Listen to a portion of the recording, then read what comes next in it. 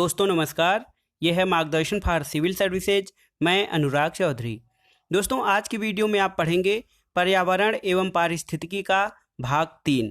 इस वीडियो में उन महत्वपूर्ण प्रश्नों को शामिल किया गया है जो विभिन्न प्रतियोगी परीक्षाओं के पर्यावरण खंड के लिए अति संभावित व महत्वपूर्ण हैं। दोस्तों यह वीडियो मुख्य रूप से सिविल सेवा परीक्षा, विभिन्न राज्यों की राज्य सेवा परीक्षा जैसे UP PCS, Bihar PCS, Rajasthan PCS के साथ साथ शिक्षक पात्रता परीक्षा यानी टीईटी, यूजीसी नेट प्रथम प्रश्न पत्र और बैंक, एसएससी, रेलवे, समीक्षा अधिकारी, खंड शिक्षा अधिकारी तथा लेखपाल आदि के लिए बहुत ही महत्वपूर्ण है। आप इसका पीडीएफ भी डाउनलोड कर सकते हैं, लिंक मैं डिस्क्रिप्शन बॉक्स में डाल दूंगा। तो आइए शुरू करते हैं आज का वीडियो, पर्यावरण एवं पारिस्थितिकी यानी environment and ecology part 3।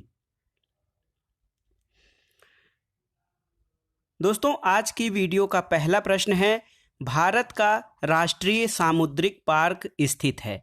Bharat का राष्ट्रीय सामुद्रिक पार्क कहाँ पर स्थित है? तो ये दोस्तों भारत का राष्ट्रीय सामुद्रिक पार्क कच्छ की खाड़ी में स्थित है।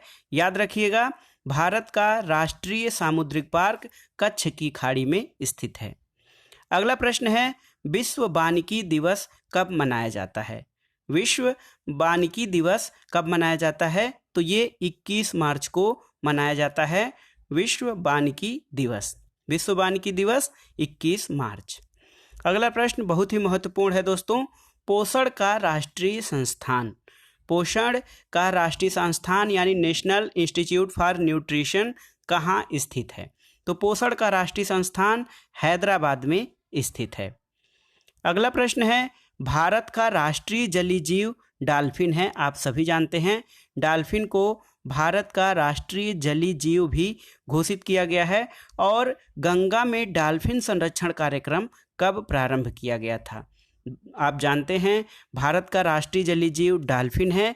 डॉल्फिन के संरक्षण के लिए डॉल्फिन संरक्षण कार्यक्रम कब प्रारंभ किया गया था? वर्ष 1997 में डॉल्फिन संरक्षण कार्यक्रम प्रारंभ किया गया था। अगला है प्रदूषण से संबंधित, पर्यावरण प्रदूषण से संबंधित दोस्तों, नाक नी संरक्षण। याद रखिएगा, नाक नी संरक्षण जिसमें पैर में मुड़ाव या बेंडिंग हो जाता है, ये किसके कारण उत्पन्न होता है? तो नाक नी संरक्षण जिसमें पैरों में मुड़ाव या झुकाव उत्पन्न हो जाता है, यह किस तत्व के प्रदूषण से होता है? तो ये है दोस्तों फ्लोराइड प्रदूषण। फ्लोराइड प्रदूषण का संबंध नाक नी से होता है। अगला प्रश्न है, कार्बन डाइऑक्साइड के लिए एक भंडार गृह की तरह कार्य करता है। कार्बन डाइऑक्साइड के लिए भंडार गृह या गोडाउन की तरह कौन कार्य करता है? तो है ये दोस्तों समुद्र है। समुद्र कार्बन डाइऑक्साइड के लिए एक भंडार गृह की तरह कार्य करता है। अगला प्रश्न देखते हैं, लेक किलर। लेक किलर या झील कातिल किसे कहा जाता है? तो अम्ल वर्षा को लेक किलर कहा जाता है दोस्तों। अम्ल वर्षा या अम्लीय वर्षा, एसिडिक रेन, इसको लेक किलर या झील कातिल भी कहा जाता है। दोस्तों अम्लीय वर्षा से सर्वाधिक प्रभावित देश जो है वो नॉर्वे, कनाडा आदि हैं। अगला प्रश्न है, केंद्रीय तंत्रिका तंत्र व मस्तिष्क को नुकसान कौन सा विषैला पदार्थ नुकसान पहुंचा सकता है? केंद्रीय तंत्रिका तंत्र यानी नर्वस सिस्टम और मस्तिष्क को नुकसान कौन पहुंचा सकता है? तो ये लेड का अधिक मात्रा में सांद्रण, लेड यानी शीशा, शीशा का अधिक मात्रा में सांद्रण, ये नर्वस सिस्टम और मस्तिष्क को नुकसान पहुंचा सकता है।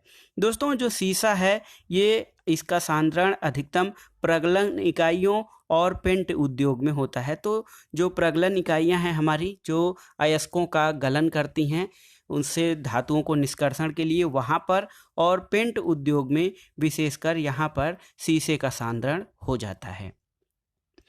अगला प्रश्न है, जल में अत्यधिक पोषकों की उपस्थिति से शैवालों का तेजी से विकास को क्या कहा जाता है? जल में जब अधिक मात्रा में पोषक तत्वों की उपस्थिति हो जाती है तो शैवालों का विकास बहुत तेजी से होता है। इसे क्या कहा जाता है? तो दोस्तों इसे शैवाल ब्लूम या एल्गल ब्लूम कहा जाता है। जब जल में पोषक तत्वों की अधिक मात्रा हो जाती है तो शैवालों को पोषण तेजी से मिलने लगता है और उनका तेजी से विकास होने लगता है। इसको शैवाल ब्लूम या एल्गल ब्लूम कहा जाता है। अगला प्रश्न है, जीवों द्वारा पर्यावरणीय प्रदूषकों के हानिकारक प्रभावों को समाप्त करना या पर्यावरण से विषैले पदार्थों का निष्कासन क्या कहलाता है? तो जीवों द्वारा पर्यावरणीय प्रदूषकों के हानिकारक पदार्थों को समाप्त करना जैव उपचारण या बायो रेमेडिएशन कहा जाता है।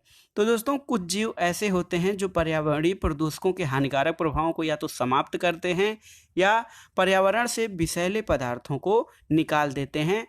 इस प्रक्रिया को जैव उपचारण या बायो रेमेडिएशन कहा जाता है। अगला प्रश्न है, मृदा, जल तथा वायु प्रदूषण के महत्वपूर्ण कारक हैं जो कई प्रकार के फसलों के माध्यम से आहार श्रृंखला यानी फूड चेन में प्रवेश करके मनुष्य और जंतुओं में कई प्रकार की गंभीर बीमारियां उत्पन्न करते हैं। तो दोस्तों उर्वरक और कीटनाशक दोनों मृदा, जल और वायु प्रदूषण के महत्वपूर्ण स्रोत हैं और ये फसलों के माध्यम से आहार श्रृंखला में पहुंच जाते हैं और मनुष्य तथा जीवों में कई प्रकार की व्याधियां और बीमारियां उत्पन्न करते हैं। अगला प्रश्न है, अंतर्राष्ट्रीय स्तर पर सल्फर के उत्सर्जन में कमी का प्रयास किस प्रोटोकॉल या किस सम्मेलन के तहत किया जा रहा है? तो अंतर्राष्ट्रीय स्तर पर सल्फर के उत्सर्जन में कमी का प्रयास हेलसिंकी प्रोटोकॉल 1985 के तहत किया जा रहा है। अगला प्रश्न अम्लीय वर्षा से ही संबंधित है। अम्लीय वर्षा से जल के पीएच मान पर क्या प्रभाव पड़ता है? तो दोस्तों अम्लीय वर्षा से चाहे जल हो या मृदा हो उसके पीएच मान पर यह प्रभाव पड़ता है कि उसका पीएच मान कम हो जाता है। पीएच मान यानी पावर ऑफ हाइड्रोजन, पीएच को पावर ऑफ हाइड्रोजन कहा जाता है और जब अम्लीय वर्षा होती है तो इससे जल और मृदा दोनों का पीएच मान कम हो जाता है और वो मृदा अम्लीय हो जाती है। अगला प्रश्न है, सौर ऊर्जा, पवन ऊर्जा, ज्वारीय ऊर्जा तथा पन बिजली संसाधन किस ऊर्जा के प्रकार हैं? तो जो सौर ऊर्जा है, सोलर एनर्जी या विंड एनर्जी, फिर टाइडल एनर्जी या हाइड्रो इलेक्ट्रिक जो स्टेशन हैं, हाइड्रो पावर स्टेशन हमारे हैं, ये नवीकरणीय ऊर्जा के प्रमुख संसाधन माने जाते हैं। दोस्तों नवीकरणीय ऊर्जा वो होती है जो समाप्त नहीं हो सकती है, जबकि जो परंपरागत ऊर्जा के स्रोत हैं, अनवीकरणीय ऊर्जा स्रोत जैसे कोयला, पेट्रोल, डीजल या पेट्रोलियम पदार्थ, ये समाप्त होने वाले हैं, इनके भंडार सीमित होते हैं। जबकि जो नवीकरणीय ऊर्जा स्रोत होते हैं इनका भंडार कभी समाप्त नहीं होता है और इनसे पर्यावरण को बहुत ज़्यादा नुकसान भी नहीं होता है। अगला प्रश्न इम्पॉर्टेंट है, गूगामल राष्ट्रीय उद्यान। गूगामल नेशनल पार्क दोस्तों महाराष्ट्र में स्थित है। महाराष्ट्र में है गूगामल राष्ट्रीय उद्यान। अगला प्रश्न दोस्तों, ग्रेट इंडियन बस्टर्ड जिसे महान भारतीय सारंग भी कहा जाता है, इसके लिए कौन सा नेशनल पार्क प्रसिद्ध है?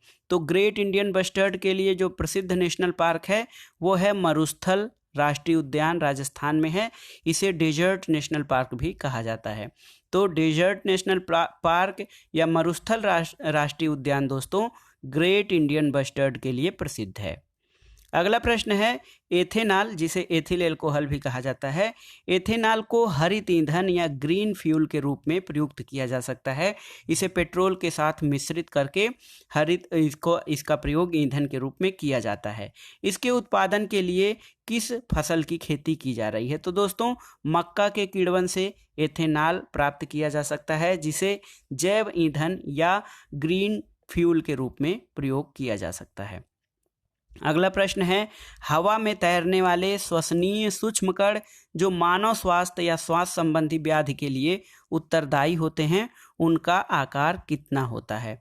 तो दोस्तों हवा में तैरने वाले कुछ श्वसनीय सूक्ष्म कण होते हैं, जैसे फ्लाई ऐश और एस्बेस्टस के जो कण होते हैं, ये सब हवा में तैरने वाले श्वसनीय सूक्ष्म कण हैं।